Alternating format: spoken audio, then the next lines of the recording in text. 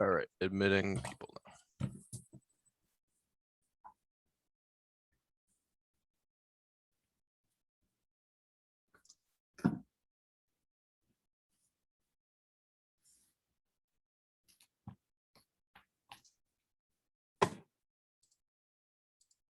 Okay, Okay, Dennis, fire away.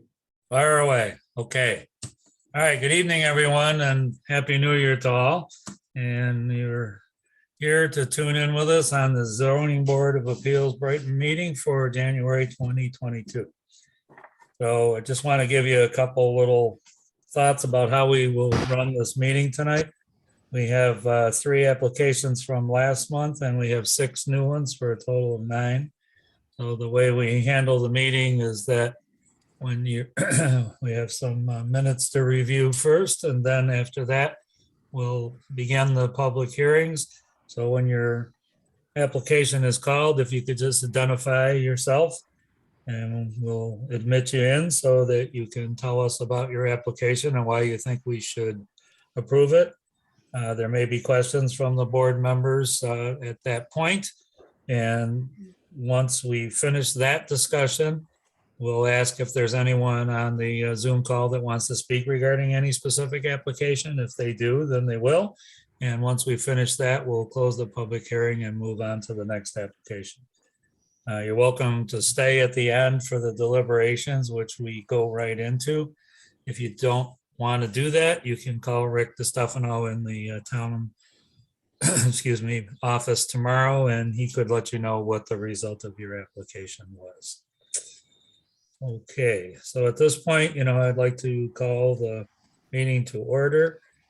Rick, was the meeting properly advertised?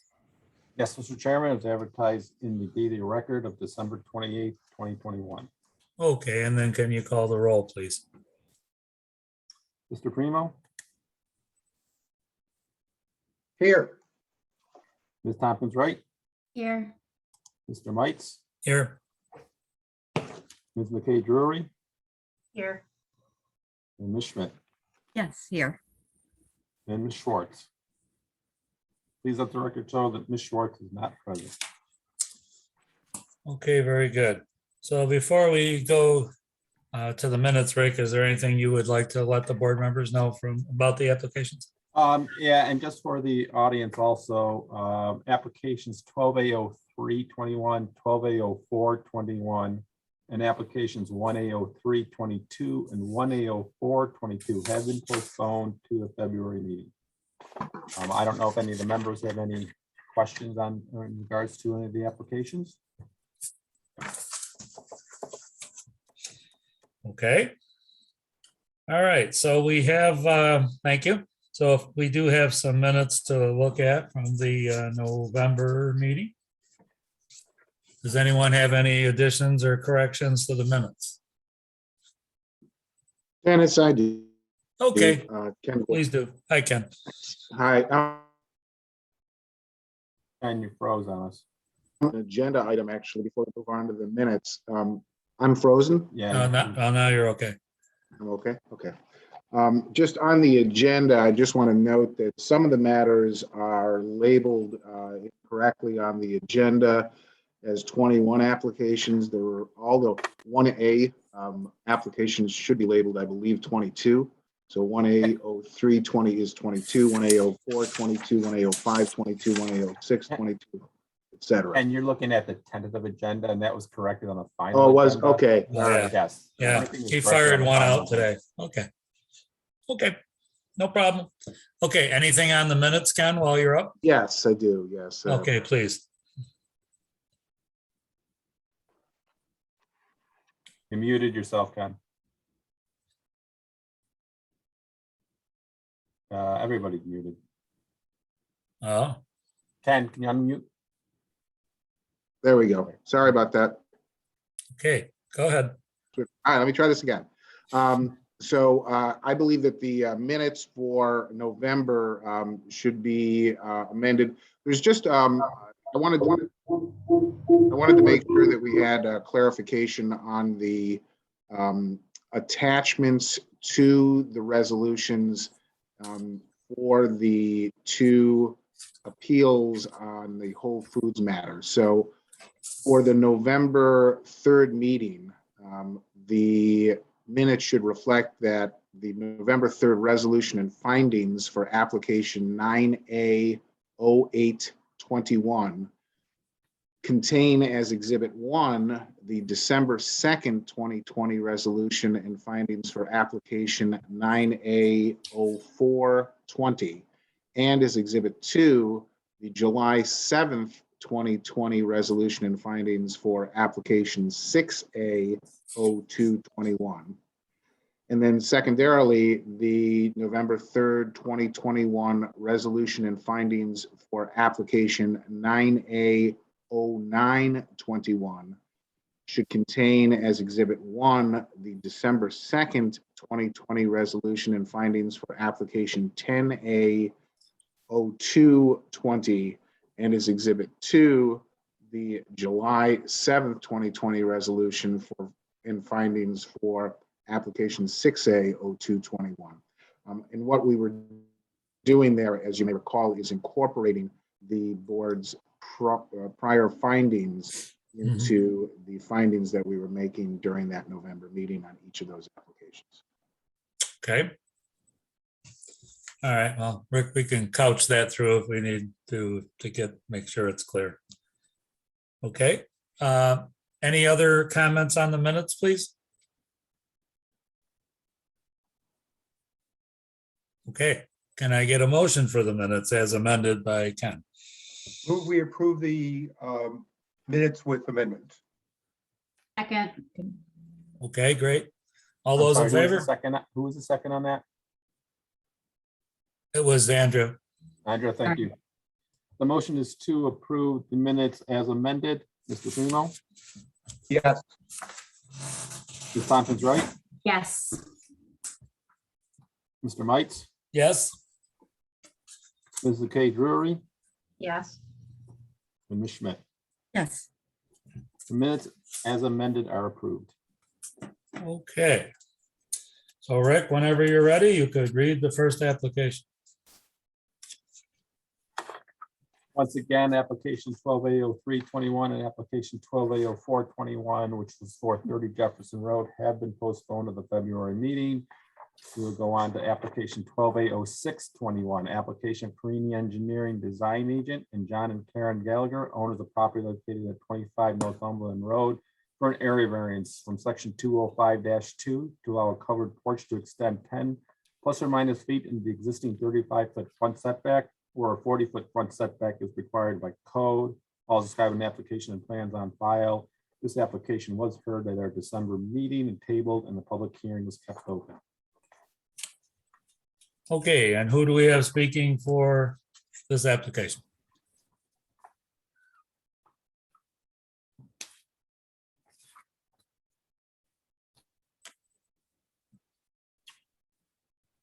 I think you're muted, Mr. Carini.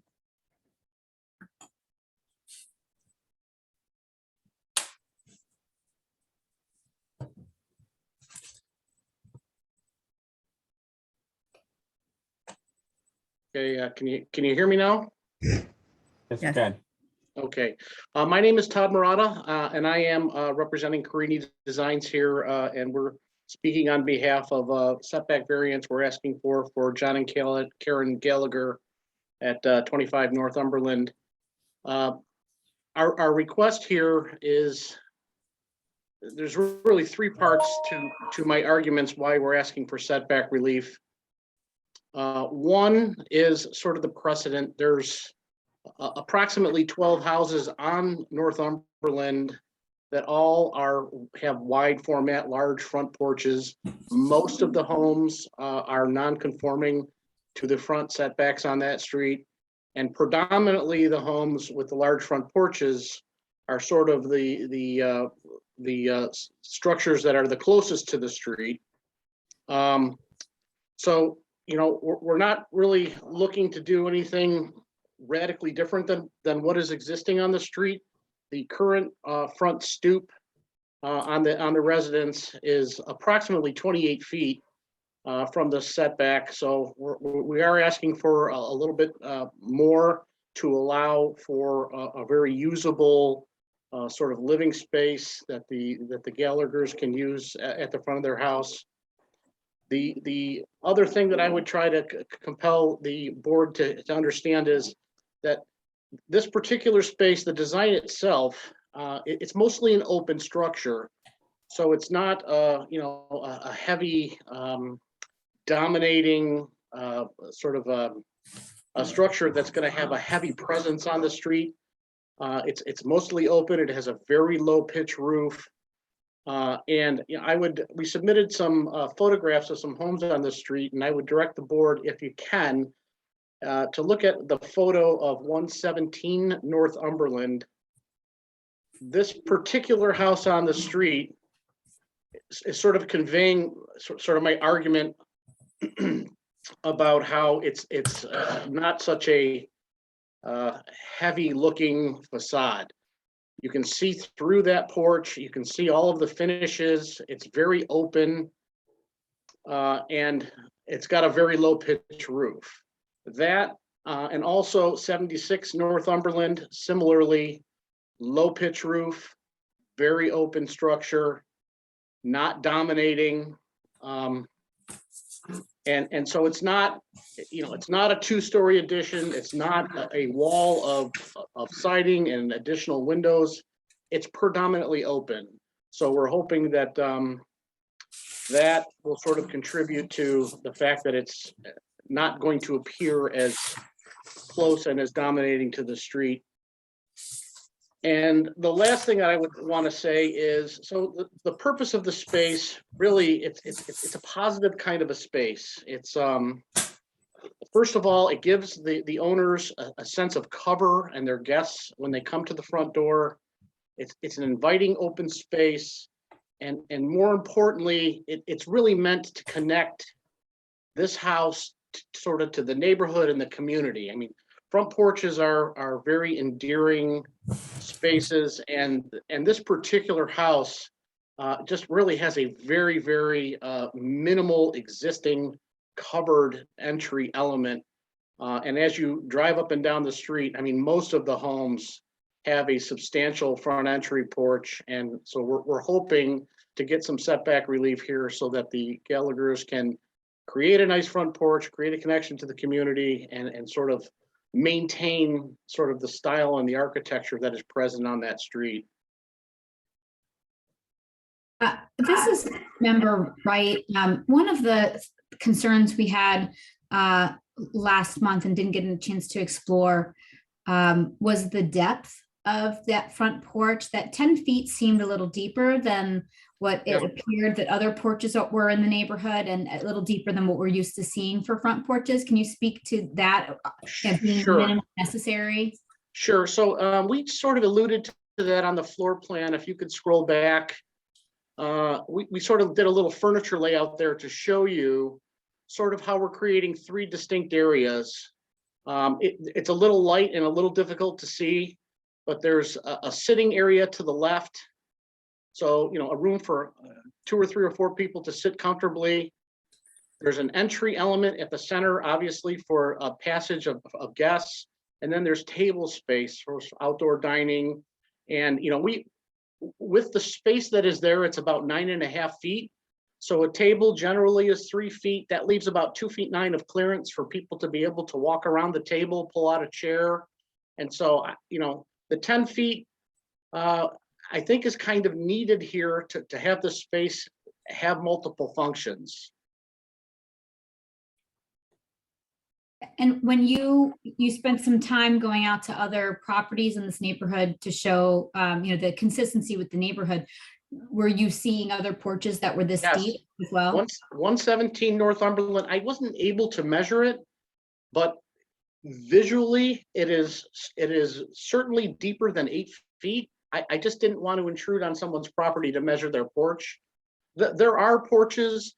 The property immediately adjacent is on the order of 8 or 9 feet deep. Again, it's a visual. I can't knock on the door and measure, but there's many houses that have substantively deep porches directly on that street and on connecting streets.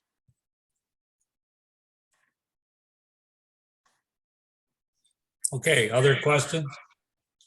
Board members, questions? This is Board Member Schmidt. Frequently, when I see dining on the front porch, what I see is instead of 2 chairs in the back, I see a bench that allows you to not need the depth. Is there a reason why there are the large chairs as opposed to the bench that slides up against the house? Well, I would say, I don't know that I would want to necessarily predicate the design on a type of table. The table that I show here is a 3x5 table. It is a very standard size table. The chairs are normal size chairs. And so, I can't speak to the functionality of one versus the other. You would still need some room to get around. I don't think we're leaving excessive space to Thank you. circulate around the table. This is John Gallagher. Would you mind if I sort of piped in here as far as the depth of the porch? One of the items that I'm concerned with is that my, what would be my father-in-law is in a walker. My mother uses a walker. And I know what you're making reference to, just the front bench, but this is not just for us to sit on the porch. This is an entertainment area for us as well. As I had indicated on our last meeting, our whole family comes to our house for every single major holiday, for every single birthday. We're here with 20, 25, 30 people often throughout the year. We have 4 children, we have grandchildren, we have birthdays, holidays, graduations, all that kind of good stuff. And if we're going to use this as an entertainment space as well as a sitting space and watching the world go by, I can't sit down at a table and then have my mother or my father-in-law try and walk around to get around them or get around us. Or and next thing would be a possibility of a wheelchair coming into play, and a normal depth porch would lack the ability to function properly for a situation such as that. So that's one of my concerns.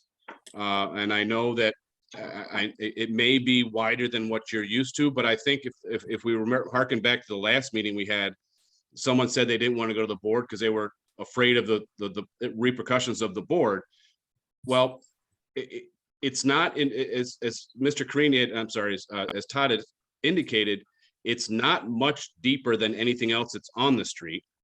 As a matter of fact, and I know someone shot me down earlier when the first meeting, it's not even any farther out than our steps go right now. And in order for us to move around and entertain like we do regularly, the depth of the porch is necessary. So that's one of the things that the big thing is our parents and their ability to come in and join us. I don't know if you've ever, a walker is what, 22 inches, maybe 23 inches wide. Yeah, So you need 3 feet of space.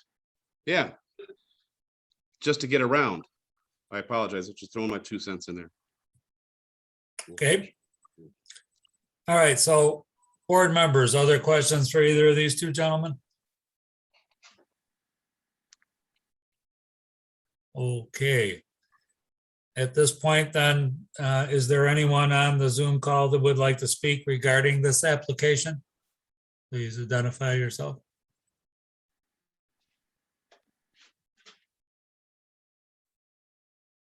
Okay, then there being none, then the public hearing is closed. Thank you, board member. Okay, thank you. Application 1A0122, application of Gary Vasso, owner of property located at 166 Evandale Road for an area variance from section 205-2A to allow a 6-foot high fence to extend 5.5 feet in the front yard where a maximum 3.5 foot high fence is allowed by code. I'll describe an application and plans on file. Okay, and who do we have speaking? This is Gary LaFasso, the owner at 166 Evandale Road. Okay, Gary, then please proceed. The fence was extended to its current location for a few reasons. One, the way these houses are located on Evandale Road, they're very close to each other, and the living room window of my neighbor looks straight across to the dining room window of my home. And, I could see what they do regularly in their house, and they can see what I do regularly in my dining room. So initially, privacy. It's also important to note that his house protrudes out, the face of the front of his house protrudes out to the face of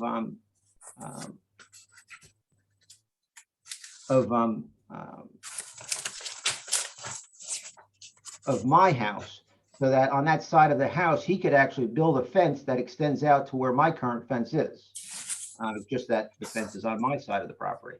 So one is for privacy, from dining room to living room of the adjacent houses. Two, I have a vehicle that is now parked on the side of the house. It's a van. It very nicely kind of shields it from neighbors and views, and it's a nice new fence that's very attractive. So it's for to hide a vehicle and to also create privacy between the two neighbors. My neighbor has submitted a letter, him and his wife, saying that they are very comfortable with the fence. They love the look of the fence. It's acceptable to them. So Gary, can I just interrupt you for just 1 second and ask Brendan to scroll up a little bit? I think you'll see okay, there you go. There's the fence and the requested variance. I'm sorry, go ahead, Gary.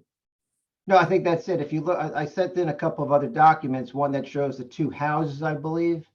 But hopefully I've explained it clearly that the face of my neighbor's house protrudes to the face of my house on that side. So he actually would have the right to build a fence to the current length that my fence is at. I sent some pictures. I think you should all have copies of the elevations and the view from my dining room window across, and you could actually see where the fence is, and then you could kind of see above it the window that's obstructing or creating privacy, or the fence creating privacy from that window. So that's pretty much it. And Mr. Loposo, just to confirm, the neighbor that you sent in, Julie and Matt Tipple, they are the property most affected by the location of the fence. It's on that side of the property. That's correct. They're lot 168. Thank you.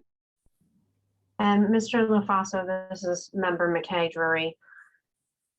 Did you consider, and would it have addressed adequately the privacy concerns if the fence, as it extended out that extra length there, could that have addressed those concerns with a fence at the code approval height of 3.5 feet, or would that not have accomplished those privacy concerns for It you? would not have created the privacy. The sill of that window is probably about 36 inches or so. Also, I have a box van. It's a Ford Transit 250. It's not too boxy, but it still has elevation to it, so it kind of shields the front cab of it. So yes, so tapering it down, which is what I think the code and what I see people do, have it. It would not accomplish the privacy issue, which is the point of the fence. Okay, thank you. Okay, any other questions by board members for this? Dennis, this is Town Attorney Ken Gordon. I have a couple questions for Mr. LaFaso. Mr. LaFaso, the area that your box van is parked in presently next to the garage, is that paved? It's gravel at this point. I would like to pave it at some point probably in the spring or summer coming. And is the van, you said it's a box van, is that commercial? Is it an RV? What is it? It's a 2017 Ford Transit 250. I think there's a picture in the package that I submitted that actually shows it, I believe. It's only Rick, a partial picture. It's hard. So is it there for the winter now, or what? Why is it parked there? It's what I do for a livelihood. I'm a remodeler. It's my work vehicle. Understood. So it's not there on a permanent or semi-permanent basis. It goes in and out. It leaves in the morning and it comes back in the afternoon. I see. Thank you. You're Okay. welcome. All right, other questions by the board members? Okay. Well, is there anyone on the Zoom conference that would like to speak regarding this application?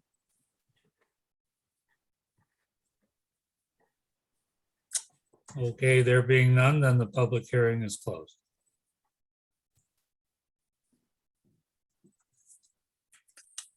Application 1A0222, application of John Texter, owner of property located at 265 Clover Street, for an area variance in section 205-2 to allow a deck to extend 11.5 feet in the existing 33-foot rear setback, where a 60-foot rear setback is required by code. I'll describe an application and plans on file. Okay, and who do we have speaking?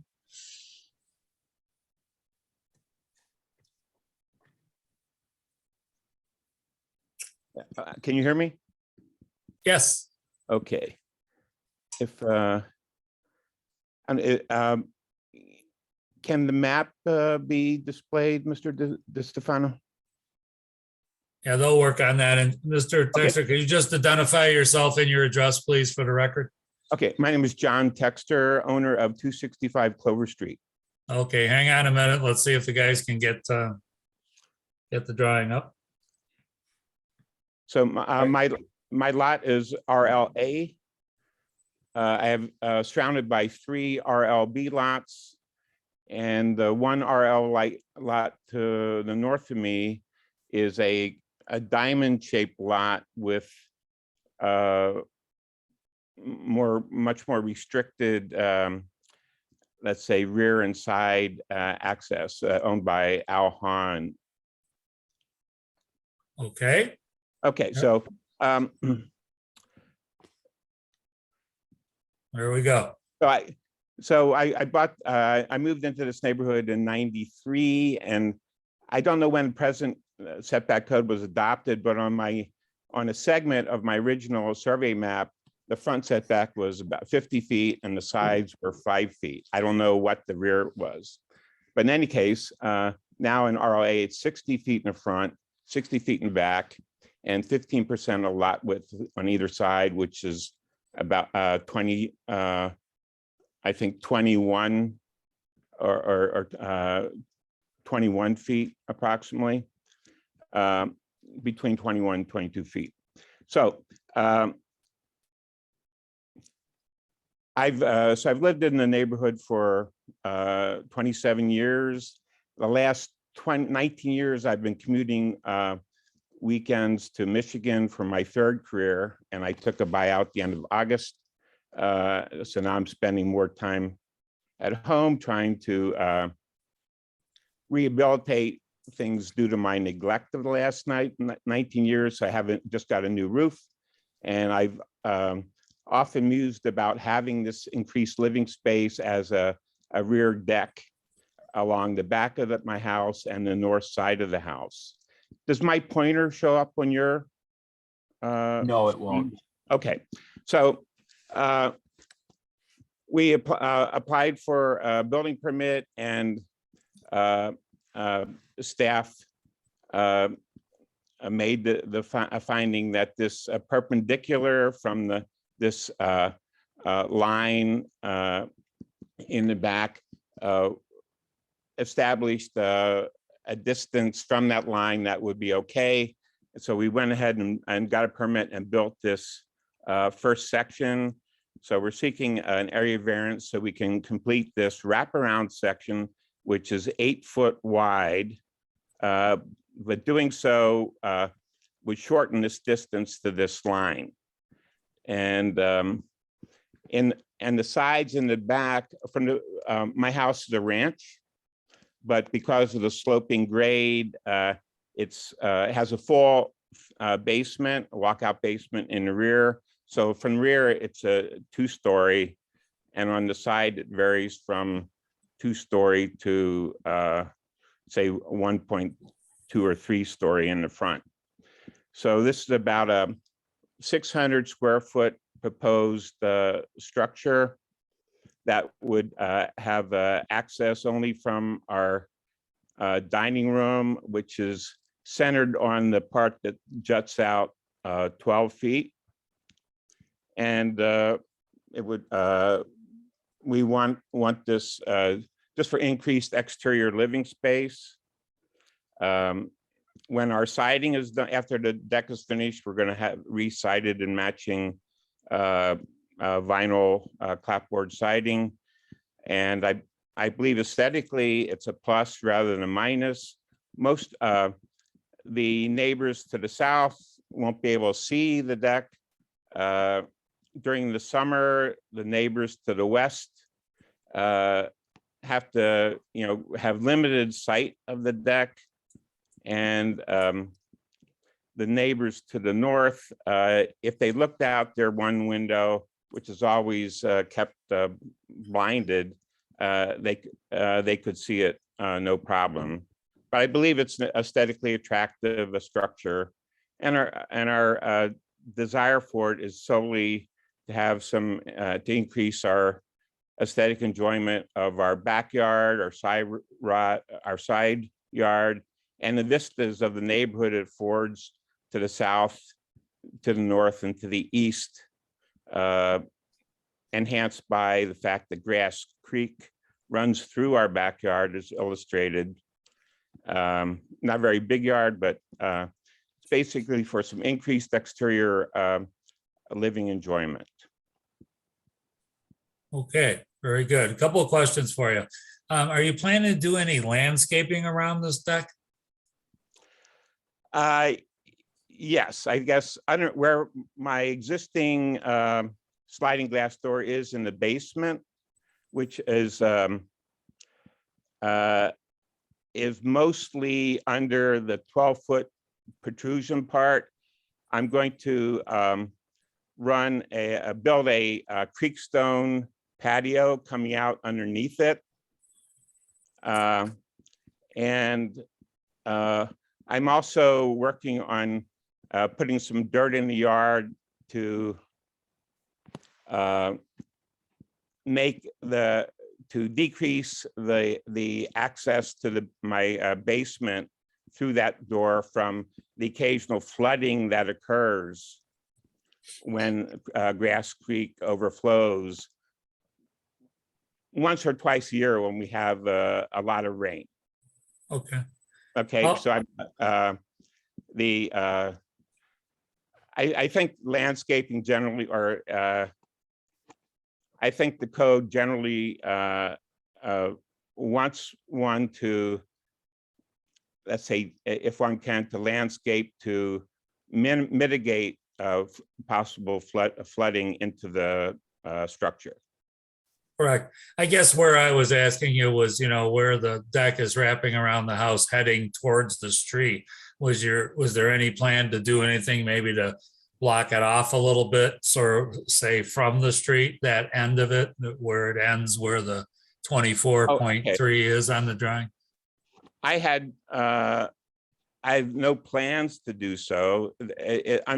Right now, there is a big, a very large U on the corner between the proposed structure and Clover Street. So you really won't be able to see it unless you're looking from a certain range of angles. Let's say between the Hans house and that U, but right in front, across the street from me and the Hans is a public triangular lot that between Edgevale, Brookwood, and Clover Street. So the only houses that would see that are at a distance of, say, 300 to 400 feet across a couple streets. Okay. All right. Very good. Okay. Questions by the board? Any other board members with any questions for Mr. Texter? May I make a brief closing statement? Sure, absolutely. Okay, so and I want to I just want to make a record on advice of counsel, Peter Rogers of Lacey Katzen, that we wish to make a record that we respectfully disagree with staff's interpretation of our proposed deck, that our proposed deck violates extant setback requirements. Staff used the 33-foot perpendicular illustrated in our instrument survey map connecting the northwest corner of my house to one of my lot lines to establish that same lot line as my rear lot line and to infer a need for an area variance. At the time of this feedback from staff, I accepted it on its face, ordered an instrument survey, and then drafted the variance request you have in front of you based on the information belief that staff's interpretation was correct. On New Year's Eve, while preparing my oral presentation for this evening, I discovered how to access town code online. And consequently, we now respectfully disagree with staff's interpretation. Chapter 201 of the town code unequivocally defines a rear lot line in the case of an interior lot with a curved front line as applies in my case. Quote, in the event that front lot line is a curved line, then the rear lot line shall be assumed to be a line not less than 10 feet long, lying within the lot and parallel to a line tangent to the front line at its midpoint. When one, end quote, when one complies with this unequivocal definition of rear lot line, our proposed deck structure does not get closer than 10 feet to any rear or side setback boundary, over 80 feet to the rear lot line, as defined in the definition of the code, and over 30 feet to the right side lot lines. For sake of expediency, if the board believes there is no detrimental effect on our proposed deck in my neighborhood, we respectfully request the board to grant our area variance request limited to the aerial proposed deck structure illustrated in our survey map. Thank you. Okay, Dennis, if I may, this is Sure. Town Attorney Ken Gordon. Mr. Texter, I'm going to address these remarks to you. I want you to know that there is a procedure that we have to bring a matter before the Zoning Board of Appeals to challenge an administrative interpretation of the code. You have not brought that type of matter, but if you wish to withdraw your request for a variance and submit an application to challenge the interpretation of staff of the code, you are certainly able to do so. I want to make sure that you know that. Thank you very much, Mr. Gordon. So my objective is to try to get my proposed deck completed at the earliest time acceptable to the town. So I just, but I submitted that statement on advice of counsel. I don't want to withdraw my request, and I hope to get a favorable decision. But I was doing what counsel advised me to do in making that statement. And I believe Mr. Di Stefano also, I think, gave me a similar information that you just did. So I appreciate that, but I just wanted to let you know that there was that separate procedure, but I understand that you want the Zoning Board of Appeals to. I think if you ignored my statement and found that and we're in favor of granting me the variance, I think that would be great. So thank you very much. okay. Is there any other board members that have questions for him related to the variance application that we're talking about tonight? I have a question more for Rick or maybe Ken. Any issue with the construction so close to Allen's Creek any restrictions on that? It's Grass Creek and it's not a rated stream, so no. It's Oh, more or less, okay, sorry. Yes, It does Grass what? River. yeah, it's more or less just a drainage area. Okay, It's got a nice name to it. thank you very much. Okay, very fair question. We weren't looking for EPOD over here. Okay. No. so- Okay, all right. Any other on the board? Okay, very good. All right, is there anyone that's on the Zoom call that would like to speak regarding Clover Street? Okay, there being none, then the public hearing is closed. Thank You're welcome. Thank you. Again, applications 1A0322 and 1A0422 for 3300 Brighton Henrietta Town Line Road have been postponed at the applicant's request to the February meeting. We'll go on to application 1A0522, application of Lindsay Agar, owner of property located at 387 Bonnie Bray Avenue for an area variance in section 209-10. To allow. Hello. Right. Yeah, I'm sorry.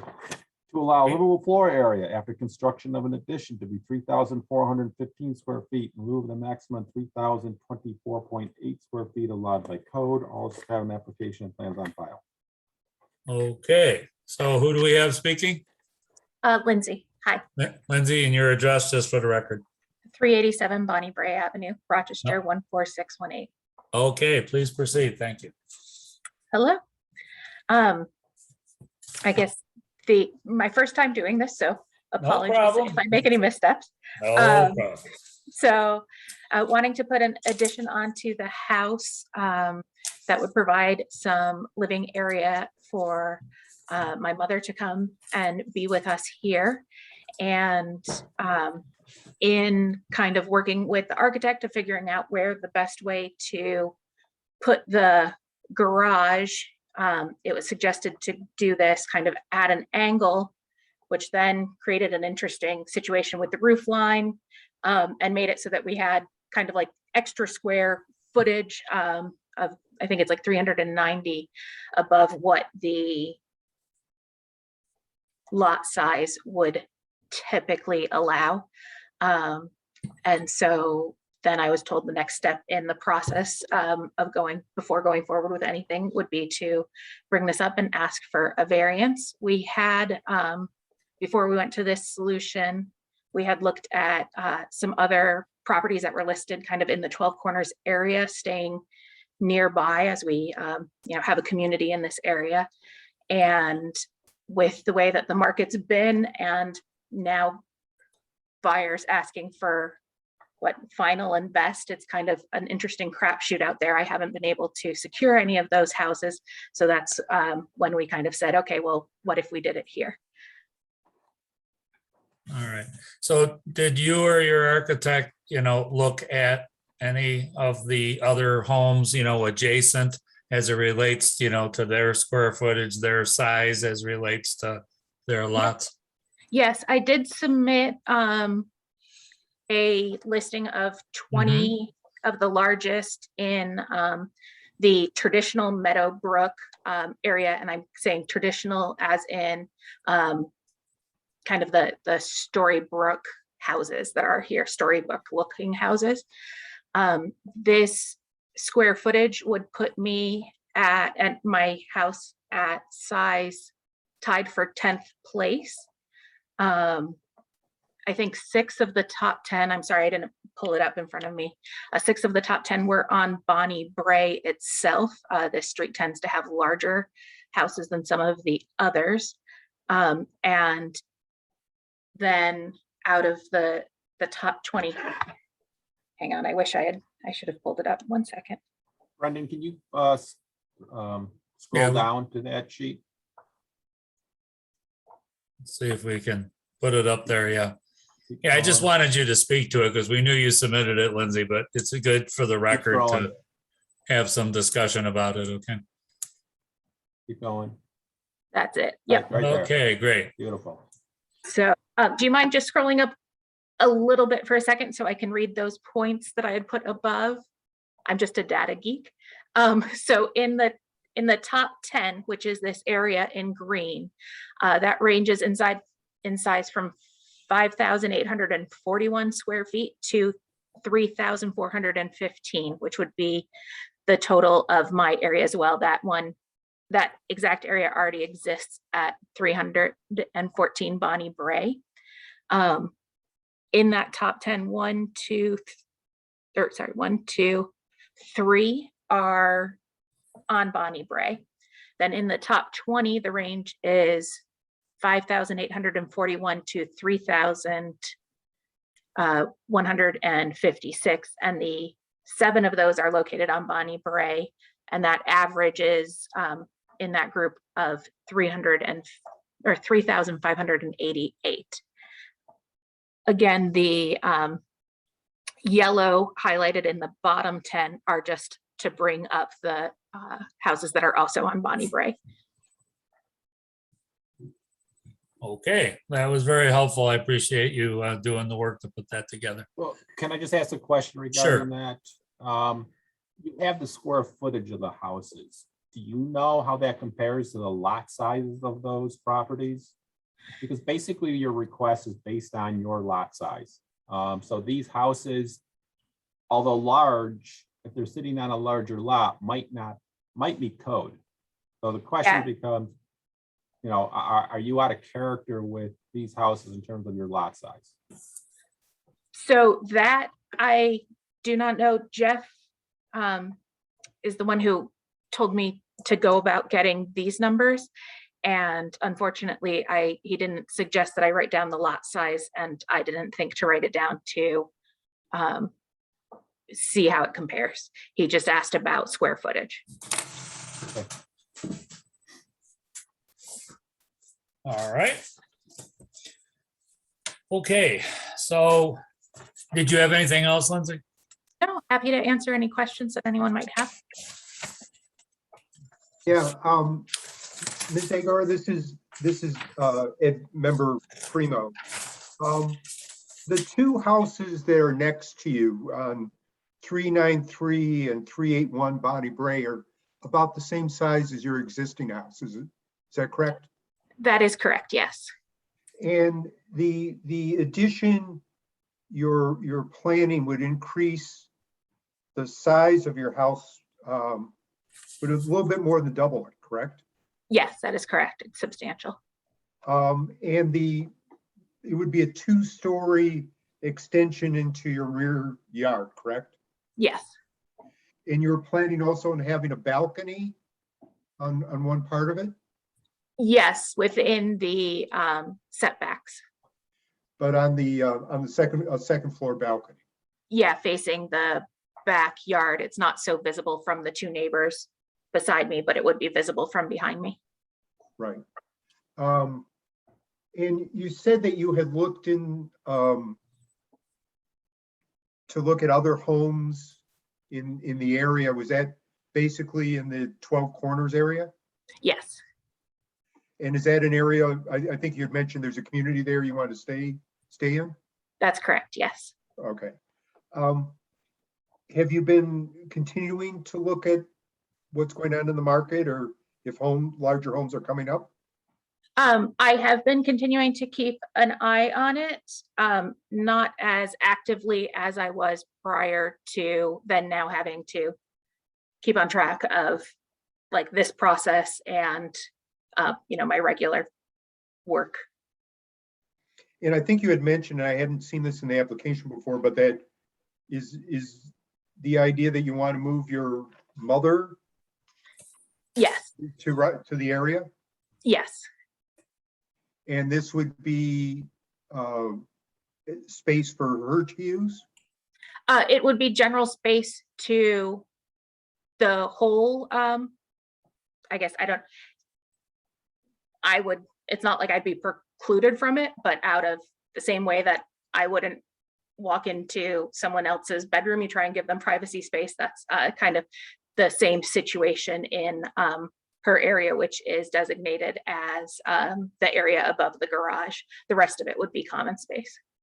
But you'd be living as one family unit would be the? Yes. Okay. And there's no, just in case anyone's curious about it, there's no separate entrance for her at all. Everything's completely common. There's only one way to get in, either from the garage through the traditional mudroom that we have or the front door.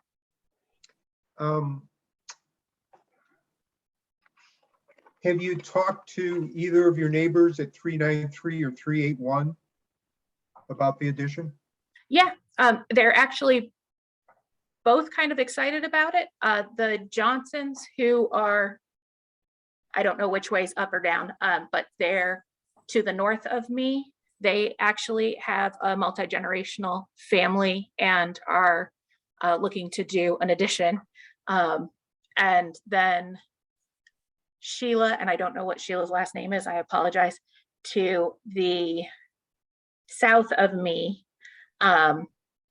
She's, even just when I put up the sign, she was like, oh, you know, what's going on with that? How's that going? And she's hoping to build an addition on to her property, which is actually, her properties, as I'm thinking about it, is larger than mine and the Johnsons, because the 2-car garage that was built with her property originally has already been converted into living space, and she has a separate garage. But she was talking to me the other day that she and her husband are talking about putting a master over what was the 2-car garage originally to the house. And so the Johnsons would be the family at 381 Bonnie Bray? Yes. And Sheila would be at 393? Yes. Okay. But they haven't given you any letters or anything, or? Oh, I didn't ask for it because I didn't know necessarily that I could. I was kind of going on the like, don't influence anyone parameter. Have you had any discussions with your architect about reducing the size of this so you don't have to get a variance? So where his concern on that is essentially he wanted to do the garage to drive in. And if he pulled the garage closer, then he was afraid of hitting the side of the house. And if he pushed it farther back, it would need more room to keep, and I'm not an architect, so I'm sorry if I'm not explaining this well, but there's something with like the gables. So the way that it has to like kind of the roof hips have to go. Or now in the new portion, you'd be creating a new master bedroom, master bath, a 4th bedroom, and a 3rd bath. Is that right? 5th, well, I guess, yeah, I call the one an office, so yes, that is correct.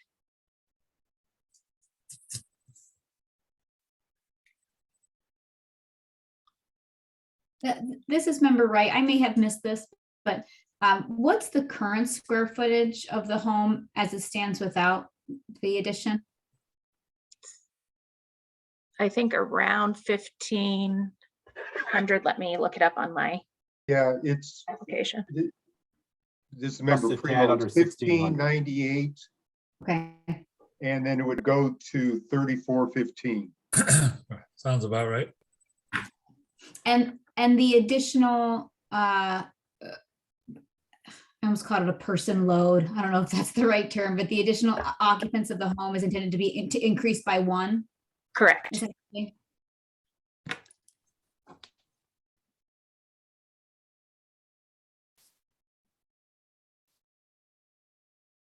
Okay. Other questions by the board members, please? Dennis, Okay. if I could just ask a couple questions, this is Tim. Yes, go ahead.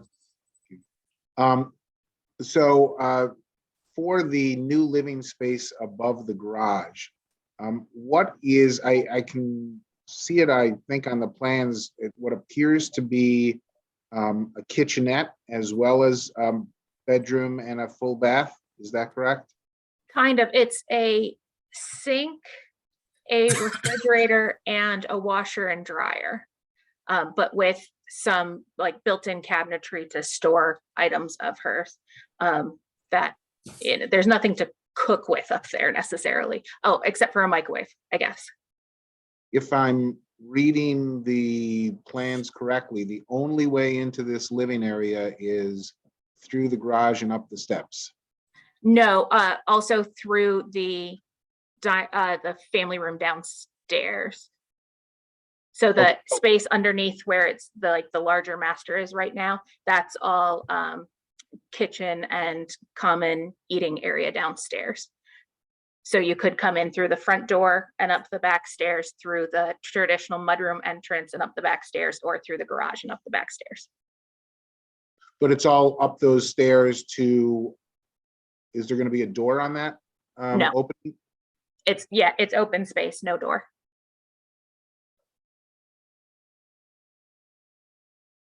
What's your intention of making that sort of just a separate standalone dwelling unit? Absolutely none. So you wouldn't object to a condition if the board was to grant a variance that could not ever be a separate dwelling area? I would have no objection to that at all. Thank you. You're welcome. Okay, Thank you. okay. Other questions? I don't have any other questions. Okay, great. All right. Is there anyone on the Zoom call that would like to speak regarding this application? Okay, there being none, on the public hearing is closed. Thank you. Thank you. Application 1A0622, application of Clinton Signs Incorporated, agent, and Durrell Incorporated, owner of properties located at 2654 West Henry Road and 2674 West Henry Road for sign variances from section 207-32B to allow for the installation of non-business identification signs on 2 building frontages or not allowed by code. All subscribed application and plans on file. Rick, real quick on this one. When I went out there, I couldn't see the sign for the meeting. And I guess I'd ask the applicant to address where they put the meeting sign, because when I went out there, I couldn't find it. Yeah, that would be a good question for them. Okay, all right, let's find out who's speaking first. Who's speaking for the sign variance?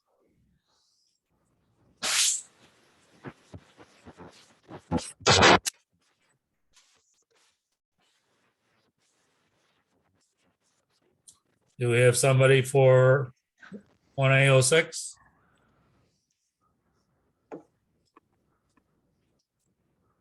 I don't see anybody. Okay.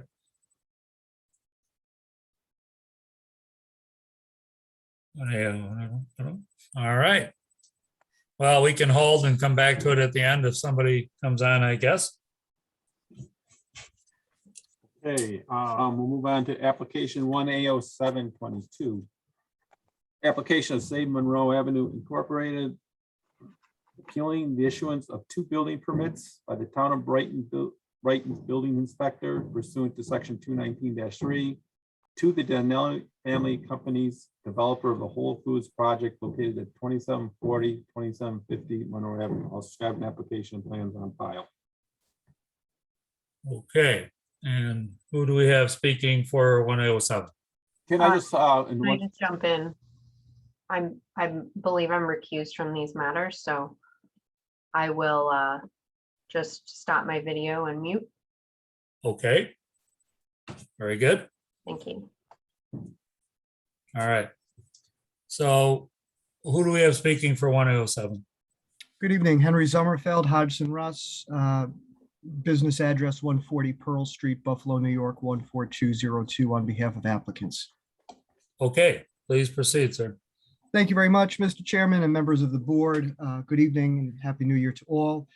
This appeal concerns the 4th and 5th building permits issued for the Whole Foods project, specifically buildings 4 and 5. Permit 4 with regard to 6,117 square feet, and permit 5 3,200 square feet. We raised 3 grounds for our appeal: the sizes of the buildings not being in conformity with the site plan approval. Second, the cross-access easements have not been satisfied. And third, that the construction has proceeded unlawfully in phases, which was not permissible or contemplated. As before, when I was here at the last ZBA hearing on the prior application, I'll do the same tonight.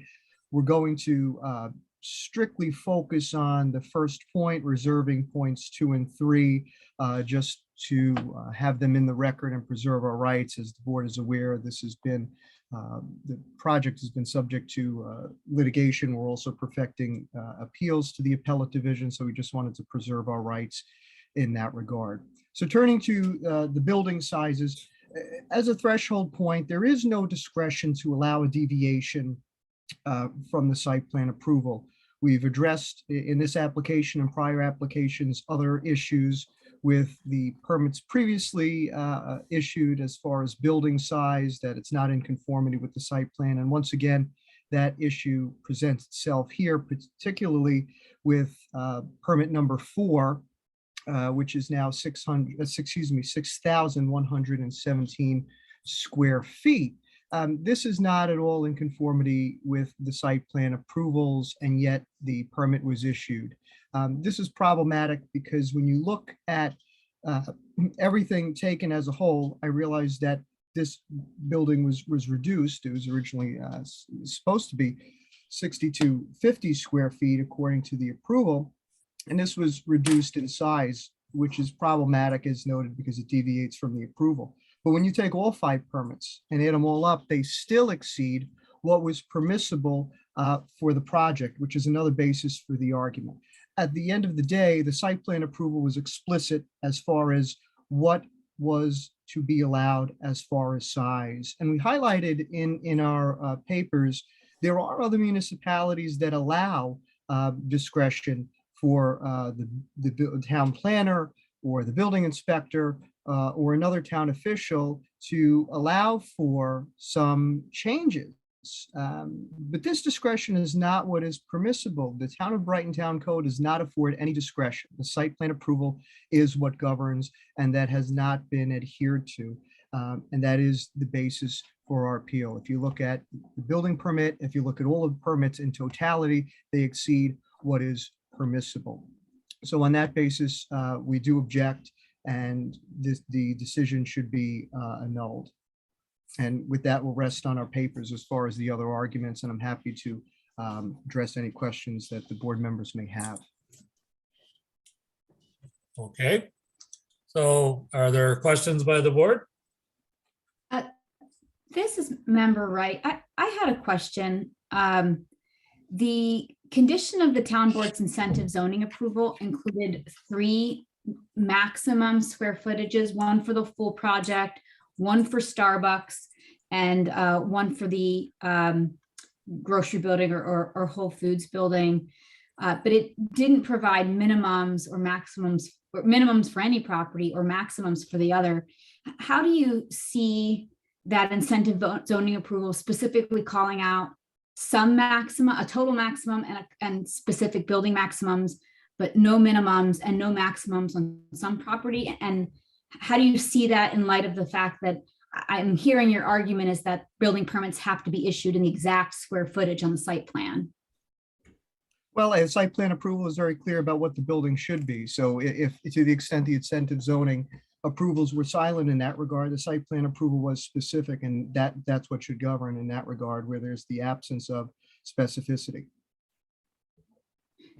So you're saying that the maximums given in the incentive zoning approval didn't really have an effect because and didn't matter because what only mattered was the square footage is listed on the site plan? No, obviously the maximums in the incentive zoning did matter. I can't speak for why they were maximums.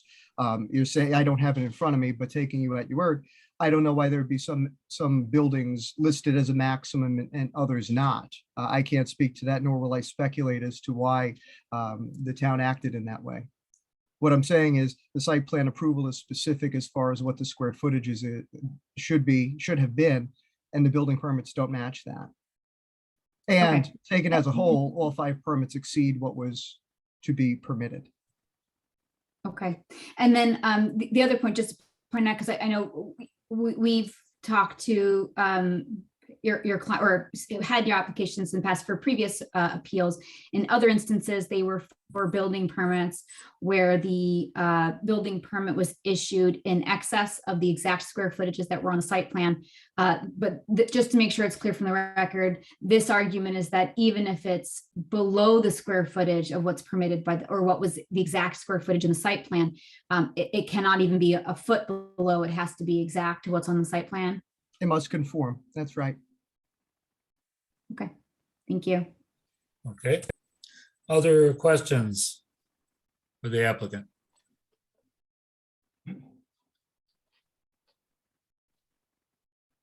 Okay. Okay, at this point then, do we have anyone on the call that would like to speak regarding this application? I just have a, No, go ahead. no, I apologize. Mr. Chairman, I just had a procedural question. Last time when I appeared before the board, because I do see following this, the Brighton Grassroots application, is it the intention of the board to have these be considered jointly? I think that's what occurred at the last appeal that I presented at, and I just wanted to ask before this was formally closed. Excuse me, Rick. I think we have a separate applicant that's going to speak regarding 1A08. Right, I think we should call 108 and leave open the ability for response to both of them together. And also, if Mr. Summerfield has additional information to add, I think we should kind of handle it that way.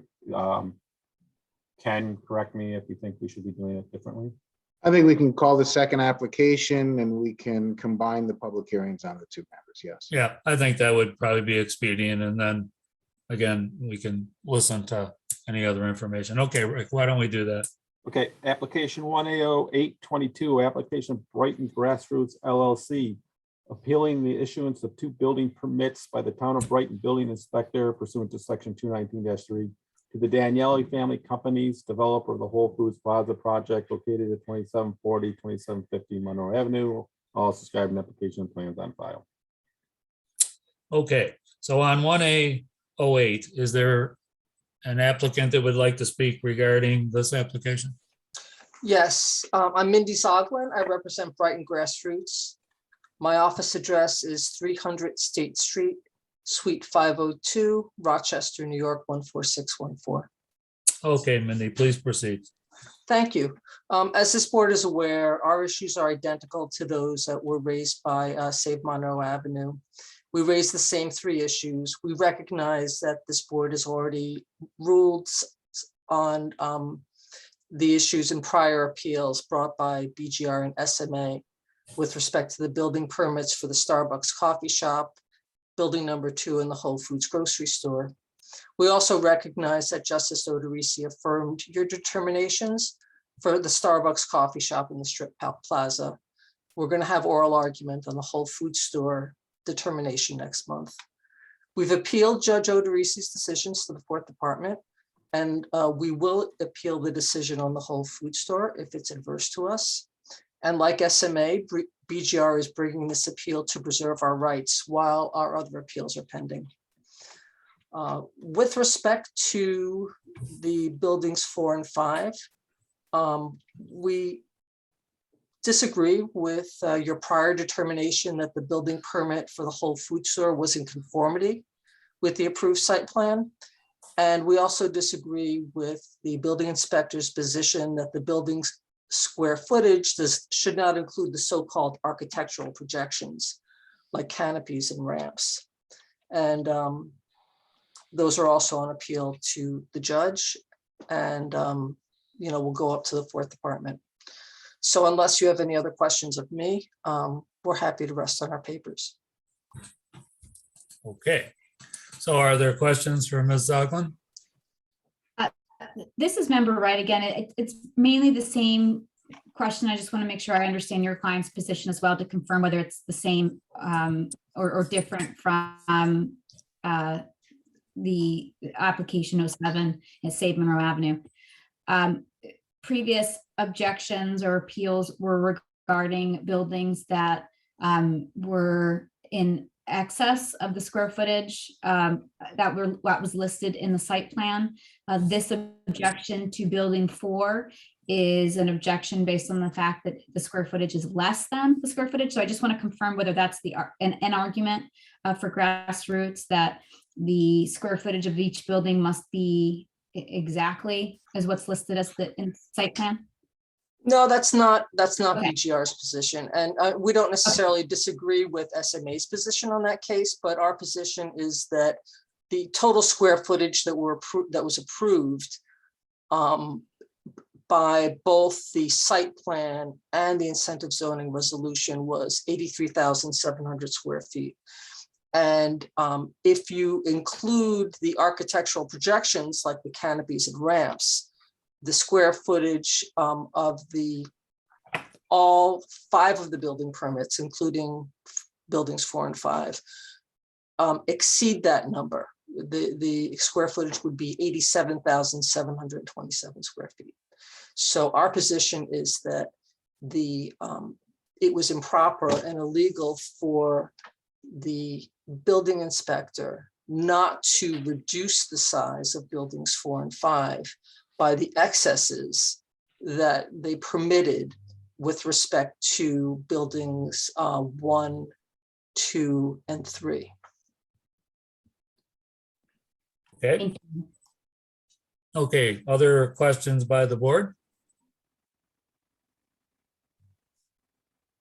Okay. Very good. So at this point then, do we have anyone on the call who would like to speak regarding either of these 2 applications? Yes, if I could, Mr. Chairperson, I'm Ramsey Boehner. Okay. I may. Good evening. I would like to thank the Zoning Board of Appeals for giving me this opportunity to speak tonight in opposition to the appeals by, say, Monroe Avenue and Brighton Grassroots regarding the issuance of building permits for this project. As always, your time, effort, and consideration regarding this matter is greatly appreciated. It is also alleged that the 4th building permit and the 5th building permit allow construction of buildings not in conformity with the size approved on the site plan. This is unsupported by the record and the applicable town approvals. The site plan shows a footprint of 6,250 square feet for building 4 and 3,200 square feet for building 5. The plans filed as part of the building permit application provided for a footprint of 6,117 square feet for building 4 and 3,200 square feet for building 5. The square footage for building 4 as approved in the 4th building permit is 133 square feet less than shown on the site plan. And building 5 as approved in the 5th building permit is identical to what was shown on the site plan. The developer has certified that building 4 is 6,117 square feet and building 5 is 3,200 square feet. I have also confirmed the calculations comply with the site plan and the town approvals. And based on the town's review and evaluation of the applicable documents and plans, the town issued the 4th building permit and the 5th building permit in conformity with the site plan and the town's approval. It is also incorrectly claimed that the project exceeds the 83,700 square foot condition. The town has confirmed that the overall square footage authorized by the 5 buildings permits is 83,694 square feet, which is in conformity with the site plan, complies with the conditions of the incentive zoning. As I have stated several times previously, the square footage of the buildings on the approved site plan do not include architectural projections, which are not part of the building footprints and include the purposes of generating the permit fees. Based on review, analysis, and calculations undertaken by the Building and Planning Department, the town issued the building permits in accordance with the applicable laws and regulations, including the requirements of the comprehensive development regulations, incentive zoning regulations, the incentive zoning resolution, and the site plan approval. Accordingly, I strongly believe and request that these appeals should be denied and the issuance of the building permits upheld. Once again, I would like to thank your time and effort in this matter. And I would like to ask Mr. Mancuso if he has any closing remarks regarding these appeals. And I'd like to once again thank you very much for everything you guys do. Appreciate it. Thank you. Okay. Who else do we have speaking then? Good evening, members of the board. This is John Mancuso. As the board is aware, I am special counsel to the town planner, Mr. Boehner. To just briefly follow up on the town planner's submission and comments tonight, petitioner's arguments regarding the square footage of the building has been denied multiple times over by this board and by Supreme Court, which most recently found that conformity does not mean identical, and the town has discretion to determine the conformity in accordance with the code and the site plans that are part of this application.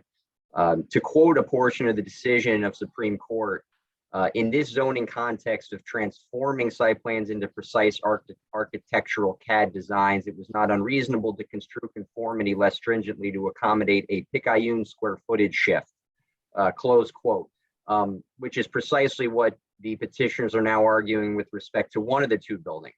The square footage of building number 4 as approved with the 4th building permit is 133 square feet less than is shown on the site plan, and the square footage for building 5 as the town planner has indicated is identical to that what is shown on the site plan. And the overall square footage does not exceed 83,700 square feet as conditioned by the incentive zoning resolution.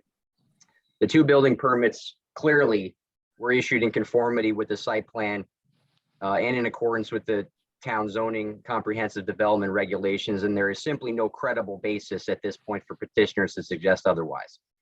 Their remaining arguments, just for purposes of memorializing it in the record regarding the cross-access easement and phasing arguments, these have been ruled on and denied multiple times by this board and twice by Supreme Court, which has already found that res judicata and collateral estoppel, two legal principles, are preclusive and binding as to the denial of those claims in this current appeal and should be therefore denied by this board. And with that, we'll rest on our submission unless the board has any questions. I would respectfully request that the building permits for building number 4 and number 5 be upheld and the appeals denied. Thank you very much. Okay, John, thank you very much. Okay, are there any questions for either Ramsey, Mr. Mancuso, or I have 2 questions for. Yes, go ahead, Andrew. Sure. These are in attachments to the documents because we asked these questions at previous meetings, but I just wanted to make sure they were on the record for this one as well.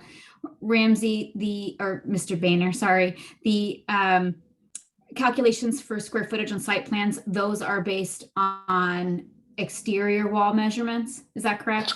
That's correct.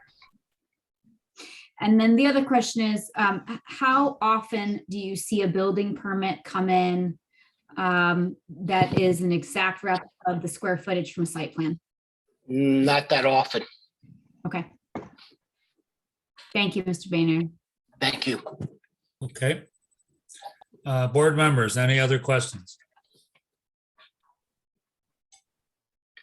Okay. So at this point, is there anyone else that would like to speak regarding these 2 applications? Okay, there being none, then the public hearing is closed. Everyone, thank you. Thank you very much.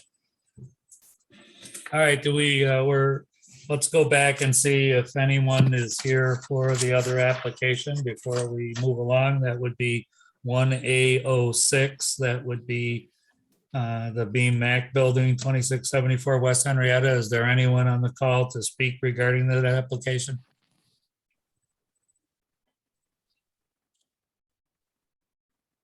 I don't see anything, Mr. Chairman. Okay, then we'll deal with it then in our decisions, I guess.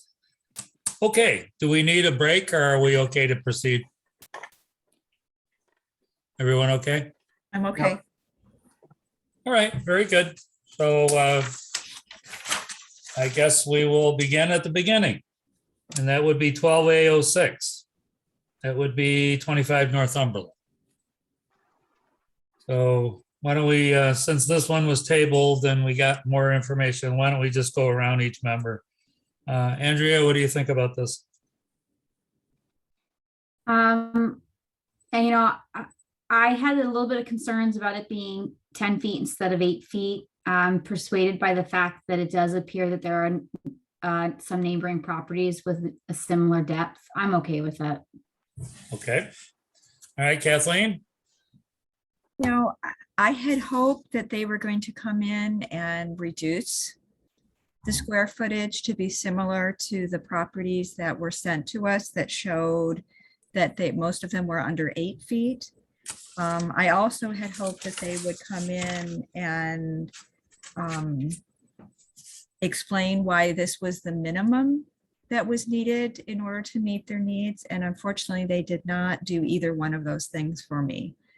So my vote is no. Okay. All right, Heather, she's back on, I presume? Can't see her there. Breaker. I had some concerns about the depth as well, but I do feel like Judge Gallagher's explanation sufficiently address those concerns with respect to accessibility. So, and also the testimony regarding at least the visual inspection of other depths of porches nearby. I also think that overall the interests that they're trying to accomplish here, to have some more, entertaining, but also kind of including the community. Obviously, we're all thinking about COVID all the time. So, it makes good sense. And I would say that my concerns have been adequately addressed. So. Okay. All right, Ed? I don't have any problem with the granting the variance. Okay, okay. One of the things that, we were also concerned about is, the length of it and all that, and how would it look related to the street. I think, there was certainly testimony given related to the need for whether it's an extra foot or foot and a half, whatever it might be against averages. So, and I don't think you'll really pick up that foot and a half really as far as optically. So I would be in support of it also. Okay, so that application, Kathleen, you were going to handle it. It looks like the votes are really more positive. Would someone else be willing to make this application? Because I really don't want you to have to redoctor yourself here on this one. Well, I had been in communication with Judy, and she was also a no, but I had a feeling that we would be in the minority, so I also wrote it up as a yes.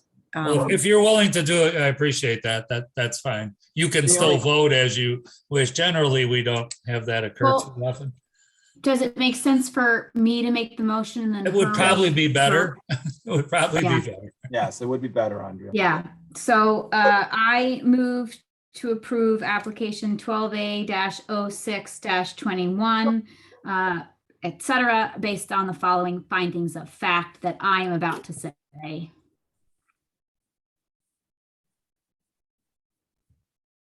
Yeah. Kathleen, do you want to start? Oh, okay. I thought yeah, you can read them in, please. Yes. You can read them in. Okay. Right. It's kind of a tag team thing here. I thought Andrea was so talented. She was just like, could just like do it right off the top of that. I was in awe. All right.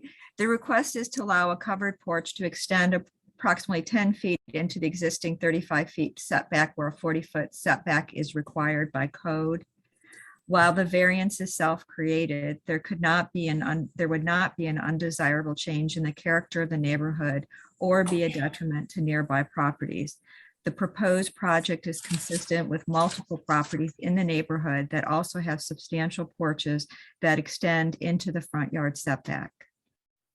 3, the requested variance is not substantial in light of the fact that the property steps as currently constructed already extends 5 feet into the front yard setback, and the front porch as proposed will extend only an additional 10 feet.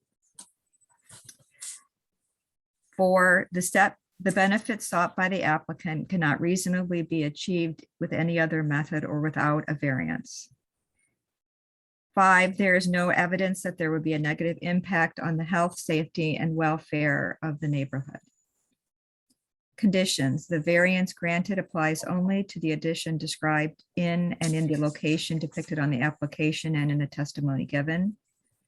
2, all necessary permits and architectural review board approvals must be obtained. Andrea, since it's your motion, do you want to put a condition in regards to maintaining an open porch, not ever being enclosed? Yes, I do. Can you state that for me? Sure. Condition number, is this 3? 3, yeah. Yeah, condition number 3, this variance is approved only so long as this porch remains open in nature and shall not be closed.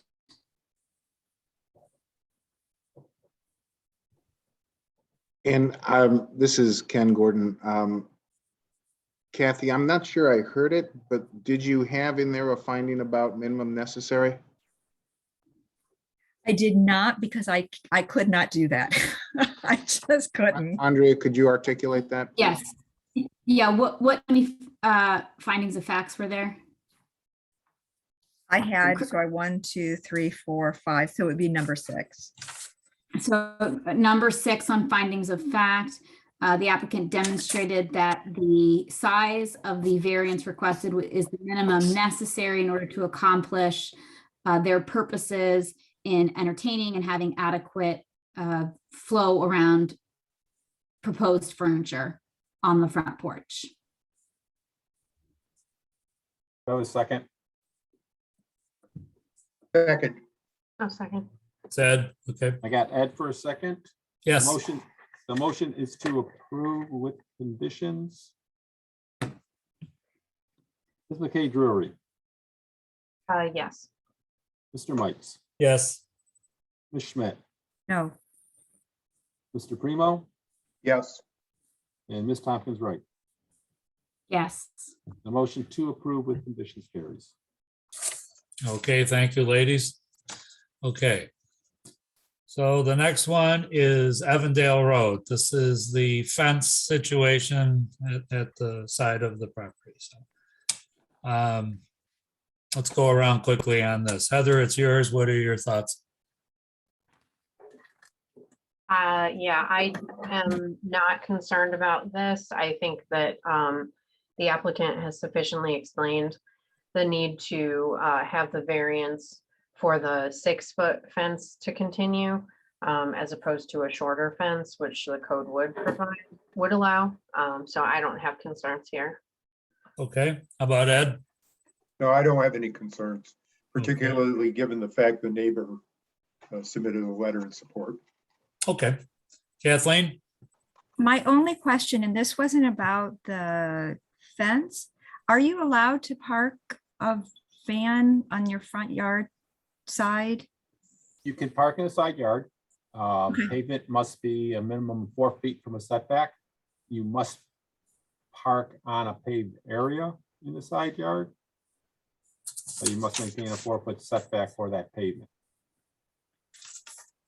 Yeah, I'm okay with it. It just struck me that I have never seen a van, what it appeared to be like, it looked like a little parking space in the front yard. So I was more concerned. You'll with see that. that often with, especially with the 1-car garages, where they'll pull off to the side of the garage, and provided that they meet the requirement for pavement setbacks, there's no provision that does not permit you to park there. Okay. Andrea? Yeah, I'm fine with it. My only comment was about the paving, making sure that they he mentioned as an applicant, nothing to do with this one. I'm fully in support of approving it. He just mentioned paving this in this coming year, and Right. want to make sure that the code was followed for that. Okay. All right. And I would agree. And I think, again, he would have to come in for that alteration, both as it relates to how much paving is on the property, as well as, the distances, to the setback. So that's a discussion for another day. Okay, so Heather, I guess you can proceed. Okay, I move that we approve application 1A-01-22 to allow a portion of 6-foot fence to extend 5 foot 6 inches past the face of the garage where prohibited by code, based on the following findings of fact. 1, the requested variance will not produce an undesirable change in the character of the neighborhood or a detriment to nearby properties, in that it affords both homes privacy, including we received positive input from the adjoining home, and it matches the rest of the wooden fence, which was professionally installed and enhances the surroundings. 2, the benefit sought cannot be achieved by other means other than the area variance, as the fence must extend past the garage in order to hide the van parked in the spot nearby and obscure the windows between the two houses to afford privacy. In particular, the 3.5 foot fence will not afford that privacy. 3, the requested variance is not substantial. It will only extend 5 feet 6 inches past the face of the garage. 6 feet is a standard height fence, and it is only 2.5 feet taller than the fence that would be permitted by code. And per the survey map, the front face of the house extends further still than the proposed fence. 4, the variance is the minimum necessary to grant relief, as evidenced by the photos that have been submitted demonstrating how the fence extension currently blocks the dimensions of the van and also adequately blocks the neighboring windows.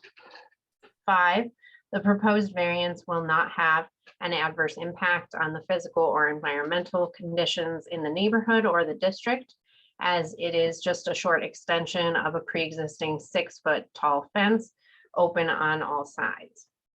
And the following conditions will apply. The variance will apply only to the structure that was described in the application and testimony. It will not apply to additional structures considered in the future and not included in the present application. And I believe they already do have a permit. Can we just add all necessary building permits shall be obtained? Okay. Are you okay with that, Heather? Yes. And Dennis, this is Ken Gordon. Yes. Heather, I would ask if you're okay with it to strike the reference to the van in findings 2 and 4, just so we don't prejudice in any way anything that our code enforcement officer may need to do. I have no Agreed. problem. I have no problem with that. I think it stands on its own. Correct. Without the references to the van. Yes, that's a good point, Ken. All right, so Ken, you'll do you wanna- amend, reread you those wanna- two, please. Yeah, let's just reread 2 and 4 then. Okay. Then as amended, the second finding of fact is that the benefit sought cannot be achieved by other means other than the area variance, as the fence must extend past the garage in order to obscure the windows and afford privacy, which a 3.5 foot fence will not afford.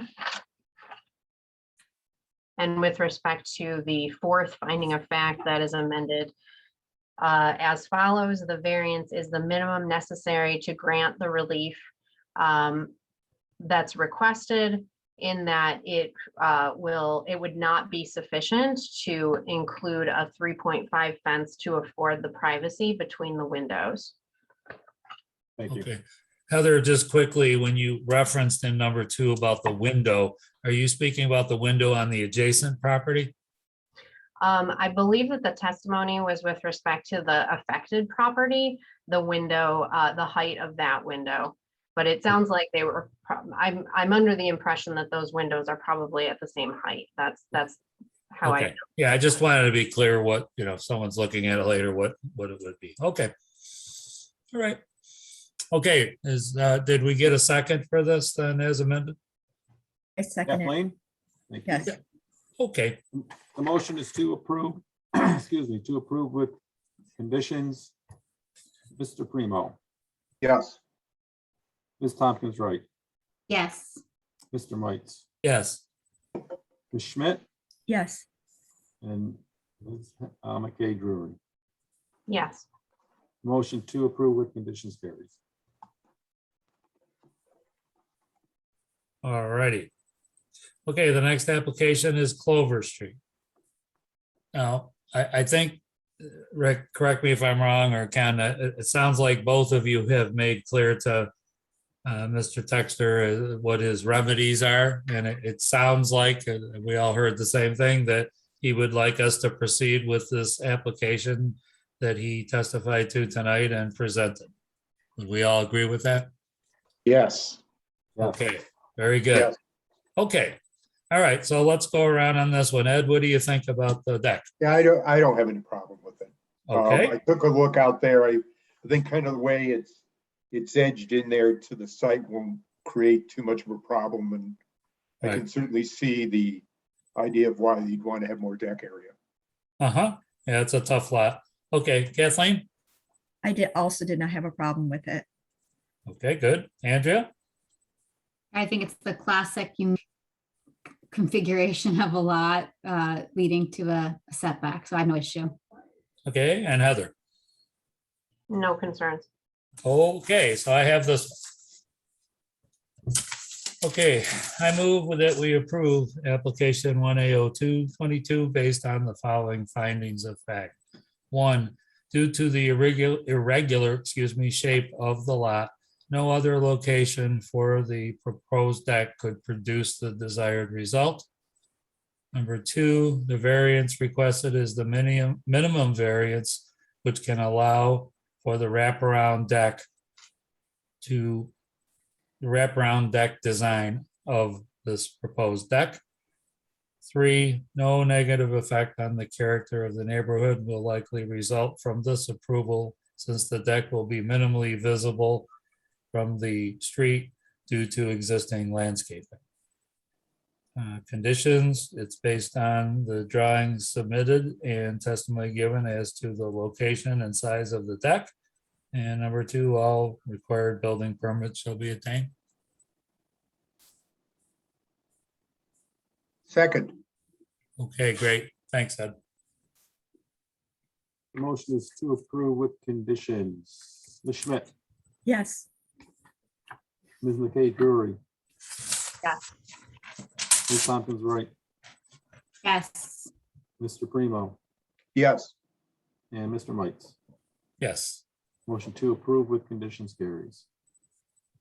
Okay, the next application is 387 Bonnie Bray, related to the addition on the home. So let's go around on this. Heather, your thoughts? Obviously, it's a very substantial addition.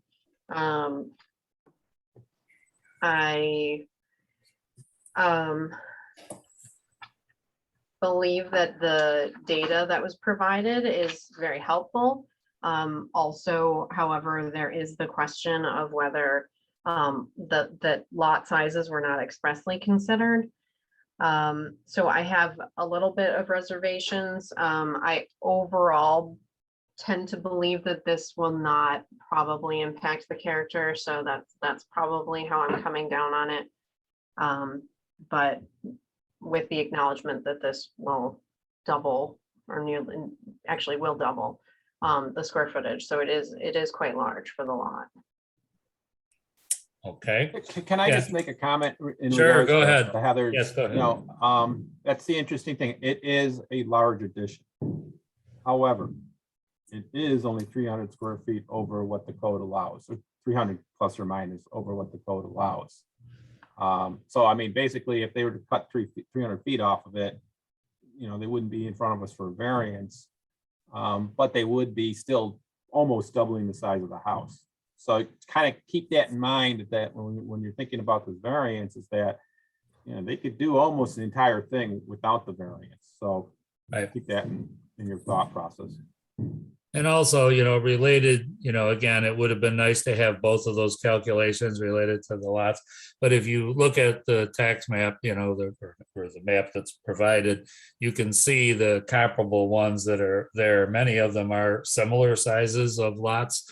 We don't have the exact dimensions. A couple of them look a little bit larger, but I don't think we're dealing with a situation where we're comparing to lots that are, 1.5 times this lot or whatnot. It looks like a fairly representative lot on the street. Okay. Oh, no, when go ahead. this is remember right, when I tried to eyeball it, it looked like the other ones were considerably larger. Like 250 Bonnie There were a few, yes. Bray. I mean, maybe it's just considerably wider. Yeah. Yeah, I mean, but So again, I appreciate that comment, Rick, about. Go ahead. I said I appreciate the comment though, Rick, that because I was struggling with the fact that it's going from 1,500 to 30, essentially 3,400. It's a massive addition. It's hard to say that it's the minimum necessary to meet the needs of adding one person to reside in a home. But I understand that point about they could reduce it by 300 and not need a variance.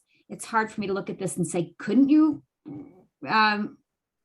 reduce it by 300 and not need a variance? It still seems massive for the lot, but your point is it's not. This is what the code would allow it to be, just shy of this anyway. Sorry, Ed, I cut you off. Yeah, well, so I actually wrote this up as a denial. And I have to admit, I view this as a close situation, but I am troubled by it. And there's kind of a couple different ways I'm troubled by it.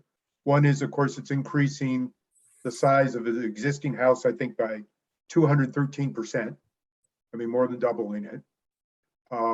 It's creating a 2-story projection into the rear yard, which will cut off the next door neighbors' light and stuff. If you kind of look at how that is, it will be out of character with the two houses that are right next to them, which are the same size as the existing house. So you're going to have kind of in that little, if you could call it a little neighborhood, it's going to be a pretty substantial change.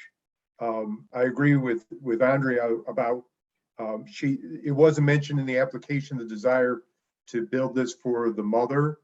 But when I look at it, I say, boy, this is much larger than I think a typical in-law addition would be.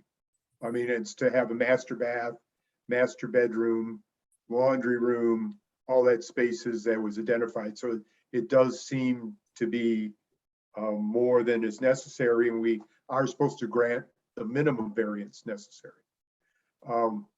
The other problem I have is just kind of the, part of the reasoning of this is that the real estate market is tight.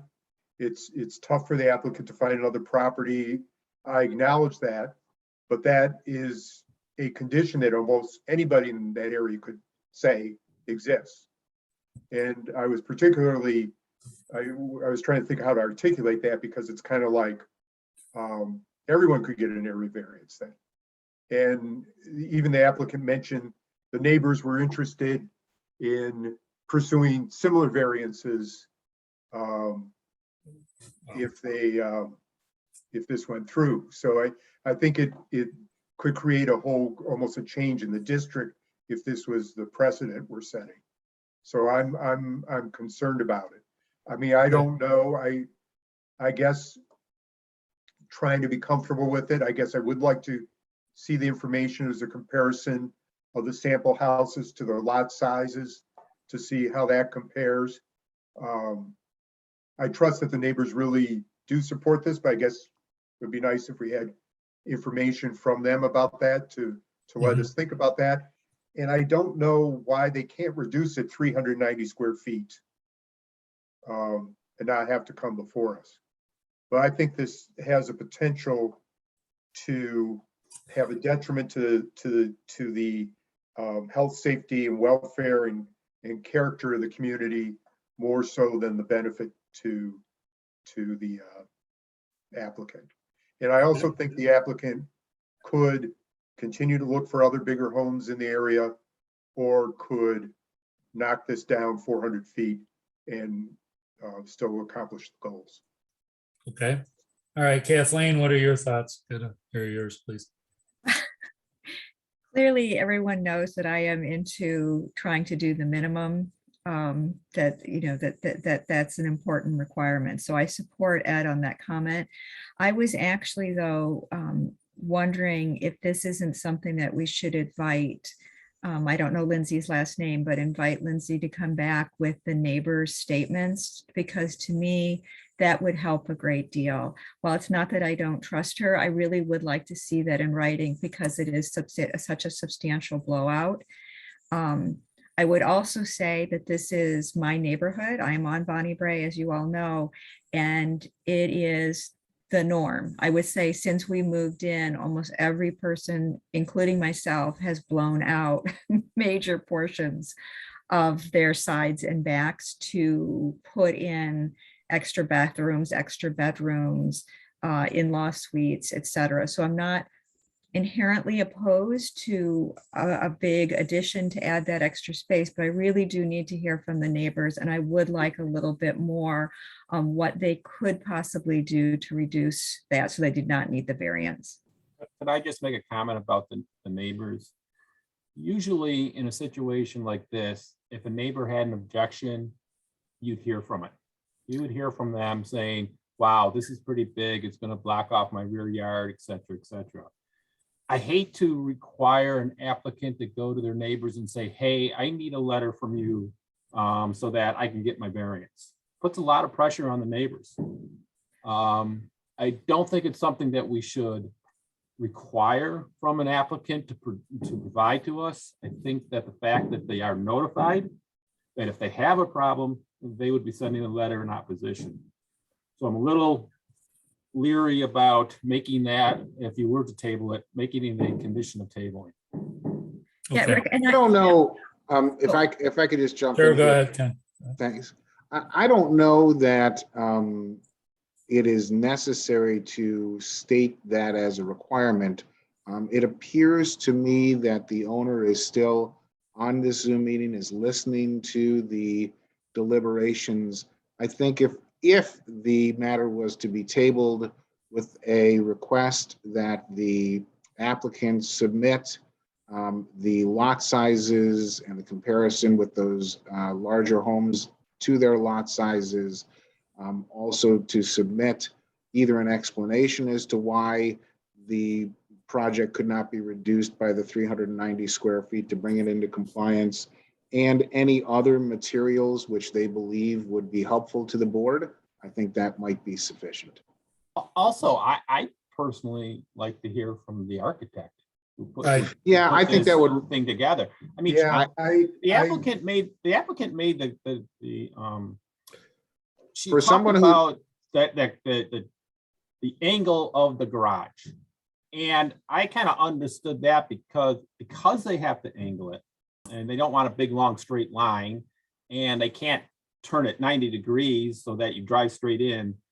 That angle adds square footage. In order to That's what the testimony that. was. Yes. Right, that adds square footage, and it would be nice to hear from the architect to say, this is the only way we could do it because of roof lines, etc., and see what happens from that, from Okay. a professional standpoint. Okay. All right. Well, a couple, my thought is really that, again, while I appreciate what Rick said about their right to have an addition that's close to 300 square feet to what was proposed, that I think, it's important due to, our whole discussion about these additions, which goes back a number of years for those who've been on the board for a while or are citizens of Brighton, that we're a little careful about what happens related to a particular neighborhood. So I think the statistics related to the lot sizes are important. And so I would certainly be supportive of us tabling for that primary reason, but the other two reasons that both Ken and Rick and I guess Kathleen everyone have brought up would be reasonable as well. The applicant probably, again, the architect telling her to survey and whatnot, but only doing half of what we should have surveyed probably didn't help. So I think they should at least have an opportunity with the investment they're proposing here to, see if we can't get the correct information so we can make a fair assessment. And it's important, Dennis, if I could just supplement what you say, it's important that the applicant know and the architect for the applicant know that they should submit whatever information they think would be helpful to the board. I don't want to have this board or town staff or staff from the Architectural Review Board, because I think this did go to ARB, I think, have control over what the applicant submits. That should be up to the applicant. It's the applicant's application. The architect should help her out. And that's how it should work. Yeah. What we generally try to do with these, Ken, I think, and Rick will agree with this, is that, we try to give them at least some direction of what at a minimum we would request for the reason that we tabled the application. However, they're certainly within their rights to bring any other additional information that they see fit. So we can certainly be clear about that. And I think, as you point out, the applicant is hearing this discussion. And if they have questions, if we decide to table it, then I'm sure Rick will provide any explanations or delineations. Do we, Dennis, should we reopen the public hearing and leave it open for these future submissions? If we table it, we should reopen it so that we can hear from possibly the architect or if we have additional questions of the applicant. Yes. Okay. So I could try to do this. Yes, I think you could go ahead, Ed. So I move that we table application 1A-05-22 and request that the applicant provide information concerning the lot size and lot coverages with respect to the example of larger homes they submitted in their application, and also that they submit information from their architect justifying the size of the proposed addition, and in particular, why it could not be reduced by 390 feet to be in compliance with code and still provide the applicant the necessary benefit, along with any other information the applicant may wish to submit to us. I also move that we reopen the public hearing and allow it to remain open to allow the submission of additional information. Okay. Do we have a second for that, please? I'll second. Okay, very good. Thank you, Heather. The motion is to table and reopen the public hearing. Ms. Schmidt, Yes. Mr. Mikes, Yes. Ms. Tompkins Wright, Yes. Ms. McKay Drury, Yes. and Mr. Primo. Yes. Motion to table and reopen the public hearing carries. Okay, very good. Okay, so 1A06, no one showed up to make a presentation for that application. How would we like to handle this? I would just table it for representation. That's all you gotta do. We never opened the public hearing, so. Okay. Hey, Rick, just on the sign issue, do they submit an affidavit that they posted the sign? They do submit a signed, I wouldn't call it an affidavit, Ed, but they do submit a signed piece of paper that they posted the sign. I don't think doing the stuff the way we're doing it, sometimes you get that sheet signed before the sign goes up. Yeah. Because we're taking so much stuff, electronically. Right. Usually that sheet comes to us the night of the meeting, stating the Right. fact that they posted a sign accordingly. Yeah. I mean, I couldn't see a sign when I was out there. I don't know. Ed, I was out there Anyone else know? too. I was out there too, Ed, and I didn't see it either. think it's part of the signage they eliminated. Maybe they eliminated the whole thing. Well, and I know that, I mean, and then you have the problem like the one on Jefferson Road out by RIT. The use variance, when I went out there, that sign is now so old and tattered. Yeah, Hard to right. read anymore. Well, you have no idea, Ed, how many years we've worked on that property. Okay. So, yeah, so I think we should just need to table this for representation. Okay, Kathleen, it's yours. Can you do that, please? I've never done one, but I moved to table application, just 1 second. 1A06. 6.2-22 to allow the applicants to advocate for the approval of their application in February. Oh, second. Second. The motion is to table application 1A0622. Ms. McKay Drury, Yes. Ms. Tompkins Wright,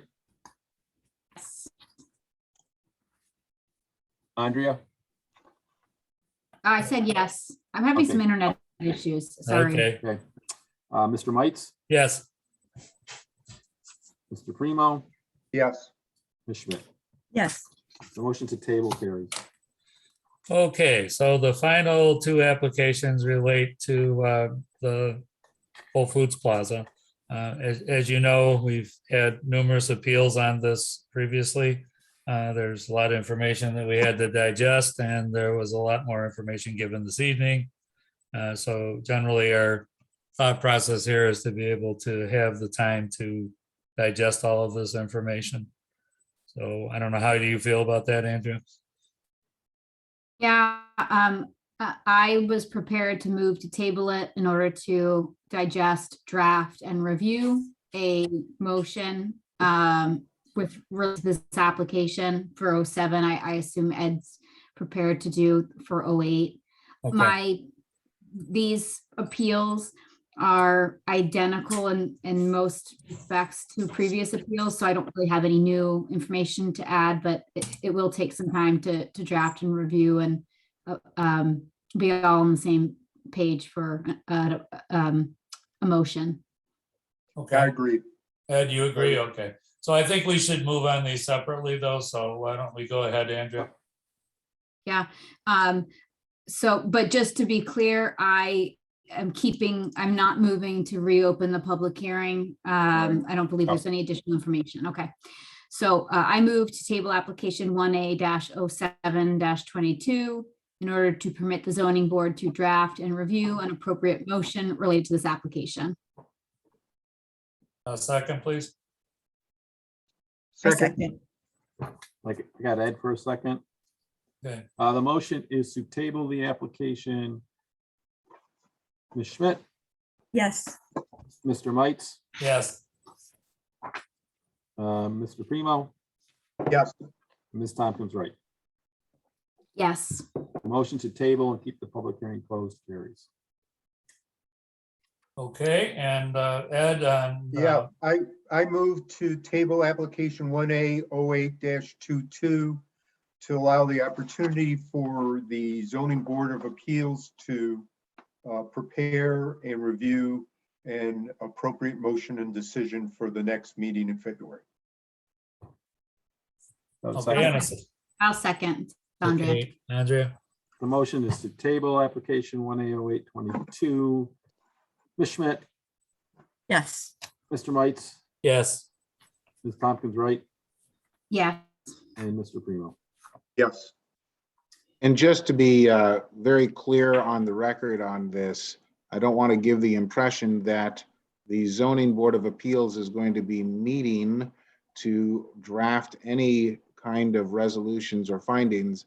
Actually, I'll be working on that, and I will be submitting something to the board, which will be then posted online for the public to see as well once that draft is done. Correct. Thank you, Ken. And just let me finish. The motion to table and keep the public hearing closed carries. Okay, very good. Okay. Just like, is Heather back on? Yes, I think Did so. she leave us for the night? Back. It looks like we're going to be pretty busy next month, especially with stuff that was carried, held over, and the stuff that we tabled. And that doesn't include any new applications that we're going to receive for February. So I just want to just make sure that everybody's aware of that and be prepared that it could be a lengthy evening. Yes.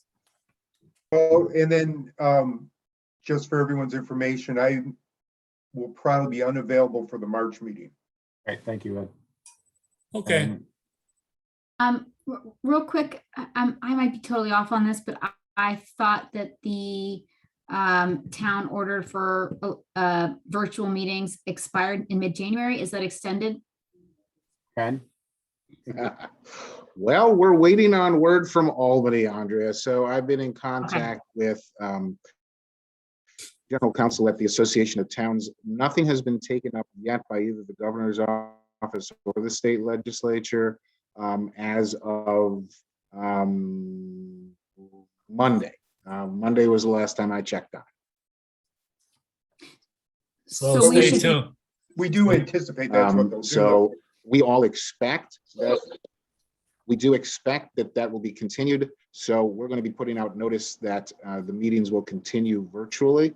And that's what you should plan for the next meeting at least. And if things are going to go the way we think they're going to go, that is likely to be extended through the end of April of 22, and then they'll take another look at it then. But they're going to wait until, I don't know, it goes through January 15th. So they're probably going to wait until January 15th to take any actions. Okay. Well, stay tuned again for future developments. And I will certainly let all of you and Rick know, or Rick will reach out to you because we talk daily. Okay, good. All right. Thank you, everybody. Thank you, Again, everybody. Happy New Year, and thanks for all your work, and we will talk next month. Okay, thanks. Have a good one, everyone. Bye-bye. Bye-bye.